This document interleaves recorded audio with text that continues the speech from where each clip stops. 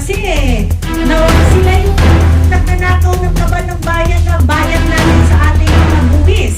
So, yan no. And tingnan mo naman yung mga cabinet members ngayon. Ano ba ang ginagawa nila? You have a DTI secretary that's promoting poverty. Hindi mo, masatisfy na kayo sa 500 pesos na Noche Buena dahil kakasya yan. Ibig sabihin, kayong mga Pilipino ang mag-adjust sa incompetence ng government dahil hindi tumataas ang ekonomiya natin, bagsak ang manufacturing, bagsak ang ating peso against dollar. So ang Pilipino na ang mag-adjust because the government cannot deliver the kind of services that they need to deliver to the people. So if you have these kinds of cabinet members, anong mangyayari sa atin? Ito na rin, panawagan ko sa mga kongresista at mga senador. Why are you insisting on passing magkano yung budget natin ngayon? 17 trillion ba?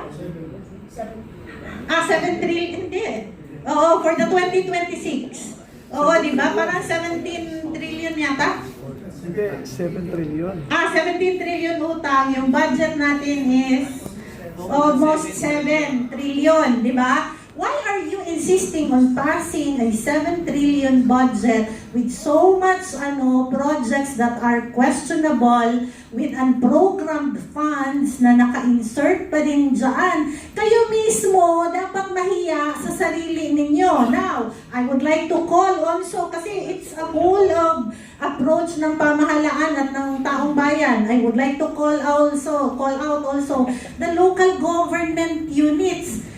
Sino pong gobernador, sinong mayor ang nagsasalita ngayon against corruption? Lahat ba kayo, bingi, pipi, at bulag sa nangyayari? Kayo mismo na sa loob ng lipunan, nakikita nyo ang paghihirap ng inyong mga constituents first hand because you are right there in the locality, nakikita nyo yung paghihirap ng taong bayan. But instead of calling out corruption, nag-issue pa ang LCP, League of Cities and League of Municipalities, ng support to the President, manifesto of support. At nasaan pa ang puso ng mga local government officials natin ngayon? Tanungin nyo ang inyong mga mayor, ano ang pananaw nyo sa ginagawa ng gobyerno na ito na sobra ang pagnanakaw? I do not hear. Sino ba ang matapang na gobernador at matapang na mayor ngayon na tawagin itong corruption na ito? So kayo mga taong bayan, you have to be vigilant. Tayong lahat dapat maging vigilant. Tayo, ang taong bayan. We have shown already, giving the President a satisfaction rating of 21%. Is nakikita ng taong bayan ng katotohanan. Alam natin, kulang man tayo, hindi man natin kayang lumabas sa kalye, pero meron pa tayong magagawa. May pag-asa pa ba si BBM? Personally, I would say no. Dahil lalagpas na ng kalahati ng kanyang termino, wala siyang nagawa. Hanggang ngayon, walang infrastrukturang nagagawa na malalaki. Ang ating health funds, wala na rin. Lahat na, pababa na tayo ng pababa. Spaghetti na lang ang ating Noche Buena. Sige po. Meron akong gustong isingit. Alam niyo po yung corruption, hindi yung flood control lang. Marami pong korupsyon sistema sa gobyerno. Merong mga programa yung gobyerno na maglalagay sila ng paraan para magkaroon ng korupsyon.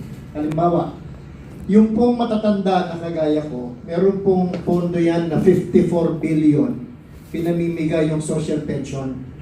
Alam niyo po yung social pension, 1,000 a month, ang binibigyan niyan 4 million na Pilipino na senior citizen. Magmula po nung i-implement ng DSWD, pinamimigay nila ng cash. Nung po nasa komisyon ako ng senior citizen noong 2022, sinasabi ko sa DSWD, huwag nyo na ibigay ng cash. Padala nyo yan, Palawan, Cebuana, Luwilier, gumamit kayo ng GCash, Paymaya. O kaya po sa office, ayaw nila for whatever reason. So ngayon, yung pong social pension na yan, kailangan yan ilipat ng DSWD sa NCSE. Kasi pag nilipat niya sa NCSE, hindi na i-deliver ng cash. Pagka hindi mo diniliver ng cash, hindi ka makakapandaya. Isipin mo, kung meron kang bibigyan na 1,000, meron pala doon 10 patay na. Pero pag-report mo, tumanggap ng cash. So meron kang naitago na 120,000 kasi 12,000 po yan in 1 year.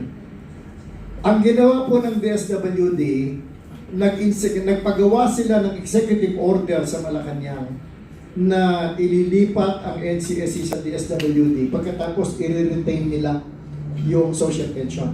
So ngayon po, meron pong pandaraya dyan.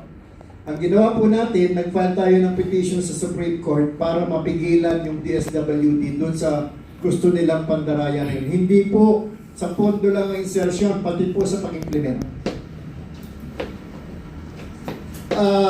Kahapon po ay diniscuss yun. Nung isang araw po ay nag-request ang Kongreso doon sa kanilang committee hearing na i-present ko po yung So yun po yung doon. Walang tao sa gobyerno, walang nasa administrasyon ngayon na nagtanong bakit ginawa yon ng Office of the President. So hindi po sa flood control lang ang corruption. Marami pong corruption kailangan bantayan natin. Yung pong sa lisensya nyo, yung pag nag-renew kayo ng sasakyan, meron pong ginawa yung LTO nung lumipat si Secretary Vince Dizon na mag-charge sa inyo ng another 80 pesos para mag-verify ng insurance. Wala pong katuturan yun, verified na po yung insurance. So ang sinasabi ko po is bantayan po natin yung mga maliliit na bagay na makakakurakot yung mga nasa gobyerno ng milyon-milyon nang hindi natin nakikita o napapansin. Alright. Sige, maraming salamat po for that. No? Ano lang natin, i-redirect natin sandali but still connected with that. Because kung titignan po natin, lahat tayo, nag-aabang tayo sino makukulong and all, but that doesn't solve the problem. Because this is a systemic problem. And when we say systemic problem, in other words, may multi-layer of willing participants that are actually participating in a system para umandar of rewards and also at the same time threats. Tama ba? So, in other words, for that to happen, and I think, compare ko lang with the previous president natin, naintindihan niya yan, na systemic siya. That's why he actually leveraged on public pressure.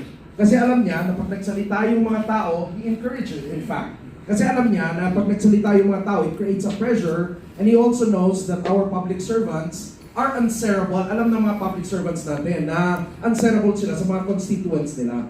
But right now, what we are seeing is that I've never heard the president even encourage and say, sige, magsalita kayo, sabihin niyo yan, and all, or even if people say something against me, it's okay. So that eventually, all the agencies na necessary mag-investigate, kikilos lahat. And everyone in the government will be on their toes. But we're not seeing that right now. Which also why, I think, may wisdom na iba yung nilabas ni VP Sara recently, yung statement niya in support with Kiko Barzaga, but particularly, he actually zeroed in on yung dissent. Gaano ka-importante sa demokrasya, gaano ka-importante for accountability, yung dissent na yon. Okay? So I'll have you comment on that. But